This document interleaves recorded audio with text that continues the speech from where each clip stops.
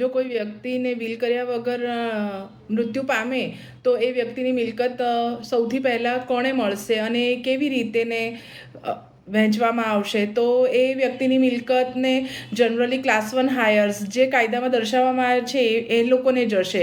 Just like કે જો કોઈ વ્યક્તિ એ પુરુષ છે એટલે કે મેલ પર્સન છે તો એના દીકરા દીકરી એની વિડો જે છે એ અને એની માતાને જશે. જો મરનાર વ્યક્તિ કોઈ ફિમેલ છે એટલે કે સ્ત્રી છે તો એની જે પણ મિલકત છે વિલ કર્યા વગરની એ એના દીકરા દીકરી એ ફિમેલની જે મમ્મા છે એ અને એના હસબન્ડને જઈ શકે છે.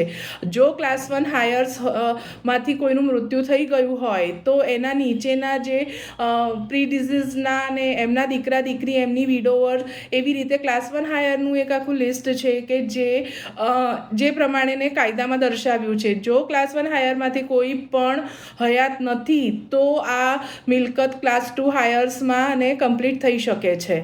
અને આ મિલકતને ને ઇન ફ્યુચરને ક્યારેક વેચવી હોય, વહેંચવી હોય, ગિફ્ટ આપવી હોય તો કેવી રીતે આપવાની હોય છે? તો એના માટે જે વ્યક્તિનું મૃત્યુ થયું કે જેને વિલ નથી બનાવી તો એણે હેરિટન્સ સર્ટિફિકેટ લેવું જોઈએ.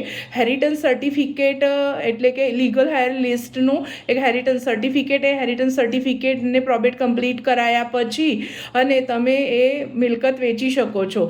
એના એક આખા રૂલ્સ છે, એ રૂલ્સને ફોલો કર્યા પછી જ તમે એ મિલકતને વેચી શકો છો. આશા છે એડવોકેટ તૃપ્તિ શાહ તમને માહિતી આપવામાં સફળ નીવડી. જો તમને ને આ માહિતી ગમી હોય તો ચેનલને સબસ્ક્રાઈબ કરો અને એને વધુમાં વધુ લોકો સુધી શેર કરો.